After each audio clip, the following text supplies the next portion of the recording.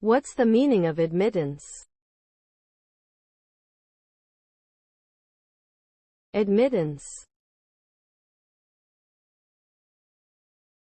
Admittance. Admittance. Admittance. Admittance. Admittance refers to the act of allowing someone or something to enter or be a part of a group, place, or situation. It can also be used to describe someone's willingness to accept or acknowledge something, such as admitting fault or accepting responsibility.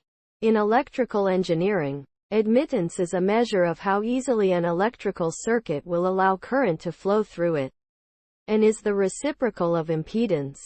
Admittance is an important concept in various fields and contexts, influencing decisions, actions, and outcomes.